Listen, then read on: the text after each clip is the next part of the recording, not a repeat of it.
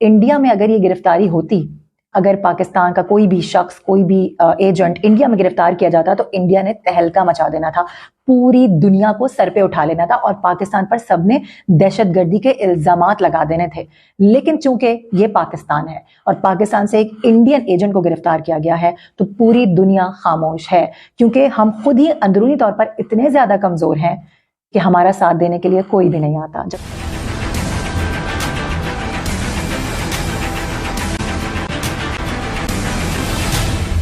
बिस्मिल्लाहिर्रहमानिर्रहीम, अस्सलाम वालेकुम।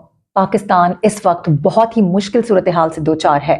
पहले तो पाकिस्तान में अंदरूनी मामलात खराब थे, अंदरूनी मसाइल जन्म ले रहे थे, सियासत, मईशत और इसके अलावा बहुत से मसाइल। लेकिन अब पाकिस्तान को बैरूनी मसाइल का भी सामना है। गुज़िश्ता रोज हमने देखा कि किस तरह से एक बड़ी अहम प्रेस कॉन्फ्रेंस पाकिस्तान में सेक्रेटरी खारजा की जानिब से की गई, जिसमें उन्होंने वाज़े तौर पर यह बताया, ये इंकशाफ किया कि भारतीय नेटवर्क रॉ किस तरह से पाकिस्तान में टारगेट किलिंग की वारदातों और कत्लो गारतगरी में मुलव्विस है। दो अहम टारगेट किलर्स उन्होंने गिरफ्तार किए हैं, जिन्होंने इस बात का एतराफ भी कर लिया है कि वो एक वसी नेटवर्क पाकिस्तान में चला रहे हैं जो कि दहशतगर्दी की वारदातों में मुलव्विस है और आने वाले इलेक्शन में भी हो सकता है कि खून खराबा हो, आने वाले इलेक्शन में भी अमन अमान की सूरत हाल खराब हो। ये खदशा तो ऑलरेडी जाहिर किया जा रहा था। लेकिन सवाल यहाँ पर यह पैदा होता है कि अगर ये दहशतगर्द या इस तरह का कोई भी शख्स इंडिया में गिरफ्तार किया जाता, चाहे वो पाकिस्तान से ताल्लुक रखता नहीं रखता हकीकतन, लेकिन अगर सिर्फ इंडिया उस पर यह इल्जाम आयद करता कि इसका ताल्लुक पाकिस्तान से है और हमने एक पाकिस्तान से दहशतगर्द को गिरफ्तार किया है जो कि इंडिया में कार्रवाई में मुलव्विस है, तो सोचें कि सूरत हाल क्या होती। पूरा मीडिया, पूरी दुनिया का media, international media, social media, यहाँ तक कि हमारा अपना मीडिया भी खुद पाकिस्तान को ही बुरा भला बोल रहा होता है, जैसे इस वक्त बैठकर मैं बोल रही हूँ। इसकी वजूहात हैं। हम इंडिया से टक्कर नहीं ले सकते, सिंपल इज दैट। हम इंडिया को मुंह तोड़ जवाब देने की बातें तो करते हैं, लेकिन हमें वो मुंह तोड़ जवाब नजर नहीं आता। बार बार पाकिस्तान में इंडियन जो एजेंट्स हैं वो गिरफ्तार किए जाते हैं, रॉ के एजेंट्स गिरफ्तार किए जाते हैं, लेकिन कार्रवाइयां क्या होती हैं वो हम सबके सामने है। इसकी बड़ी अहम वजह है और वजह यह है कि पाकिस्तान में जो अंदरूनी मामलात हैं वही इतने खराब हैं कि पाकिस्तान पे कोई भरोसा नहीं करता। पाकिस्तान के अपने अवाम ही इस वक्त इतने ज्यादा पिस्ड ऑफ हो चुके हैं।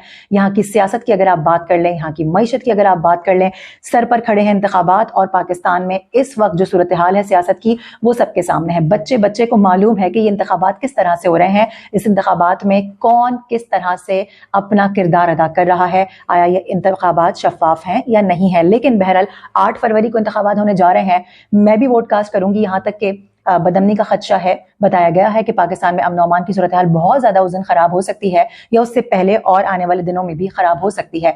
लेकिन अपना हक राय दही तो मैंने इस्तेमाल करना है और यकीनी तौर पर आप लोग भी इस्तेमाल करेंगे। अपने पसंदीदा कैंडिडेट को वोट डालें, घर से निकलें और जरूर निकलें, क्योंकि वोट डालेंगे तो भी हम पछताएंगे, नहीं डालेंगे तो भी पछताएंगे। तो डाल के पछताना ज्यादा बेहतर है, क्योंकि हमें मालूम है कि जिस कैंडिडेट को हमने वोट करना है वो तो आगे नहीं आना, क्योंकि होगा वही जिनकी हमेशा से चलती आ रही है। इस इंतखाबात में भी उन्हीं की चलेगी। ये डिसाइडेड है कि पाकिस्तान में कौन अगला वजीर आजम होगा, पाकिस्तान में कौन सी पार्टी सबसे आगे आएगी। एक अहम पार्टी को, पाकिस्तान की जो फेवरेट पार्टी है, जो इतना ज्यादा वोट रखती है, इतना ज्यादा वोट बैंक है उसका, उसको एक तरफ कर दिया गया है, उसको बिल्कुल इंतखाबात से हटा दिया गया है, उसको सियासत से महरूम कर दिया गया है। इंतखाबात में अगर वो हिस्सा लेंगे तो उनके लोग आज़ाद उम्मीदवार की हैसियत से लेंगे, ये सबको मालूम है।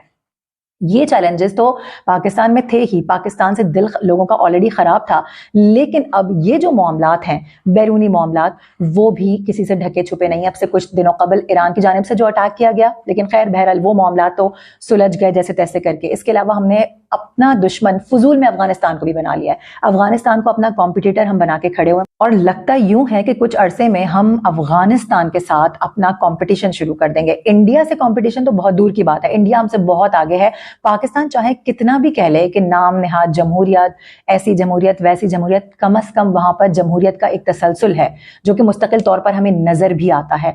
और वो जमहूरियत जिस पर वहां के अवाम भरोसा करते हैं, रिलाय करते हैं, एतबार करते हैं और अपना मुंतखब नुमाइंदा खुद चुनते हैं। लेकिन पाकिस्तान में अपना मुंतखब नुमाइंदा चुनने की भी पाकिस्तानियों को इजाजत नहीं है। तो ये सब कुछ तो होता आ ही रहा था पाकिस्तान में, लेकिन इस वक्त जो हालात पाकिस्तान के देखे जा रहे हैं, जो बैरूनी तौर पर जो मामलात हैं, वो भी बहुत ज्यादा हद तक खराब हो चुके हैं। ये भी इस वक्त सबके सामने है। अफगानिस्तान के साथ जो हमने किया वो सबके सामने है। पहले हमने अफगानों को किस तरह से यहाँ से बेदखल किया, उसके बाद पाकिस्तान की अफगानिस्तान के साथ जो मामला चल रहे हैं वो किसी से ढके छुपे नहीं है। इसके अलावा अब से कुछ दिनों का जिस तरह से मैंने जिक्र किया कि ईरान की जानिब से जो किया गया वो जिस भी बिना पर किया गया, और उसके बाद जो भी मामला हुए, और फिर इंडिया तो जाहिर सी बात है कि कोई मौका हाथ से जाने नहीं देगा। अभी मालूम है सबको कि एक बड़े अहम इंतखाबात होने वाले हैं, एक बड़ा इवेंट पाकिस्तान में होने वाला है, तो कैसे हमारा दुश्मन हमें इस तरह से छोड़ देगा? वो तो कोई मौका जाने नहीं देगा, क्योंकि वो हमसे पावर में भी आगे है, मईशत में भी आगे है, सियासत में भी आगे। उनकी मईशत दुनिया भर में इस वक्त एक नाम कमा चुकी है। जो इस वक्त मामला भारत के पूरी दुनिया के ममालिक के साथ हैं, पाकिस्तान के नहीं है, क्योंकि हमने हमेशा पाकिस्तान की सियासत में इंटरवीन किया। जो हमारे बड़े हैं, जो मुल्क को चलाने वाले हैं, जो इदारे हैं, उन्होंने कभी भी किसी का भी टेन्योर पूरा नहीं होने दिया। सिर्फ मैं इससे पिछले टेन्योर की बात नहीं करूंगी, इमरान खान साहब के अलावा इससे पहले भी जितने भी टेन्योर्स गए हैं, नवाज शरीफ साहब की हुकूमत को बार बार गिराया गया, इससे पहले भी जुल्फिकार अली भुट्टो के साथ क्या किया गया, और फिर जो कुछ भी अजल से चलता आ रहा है, और अब तक मुझे लगता है कि पाकिस्तान के यही हालात रहेंगे। तो जब तक हम अपने साथ खुद सीरियस नहीं होंगे, हम अपने लोगों के साथ सिंसियर नहीं होंगे, अपने अवाम के साथ सिंसियर नहीं होंगे, अपने मुल्क के साथ सिंसियर नहीं होंगे, हमारे साथ कोई भी सिंसियर नहीं हो सकता।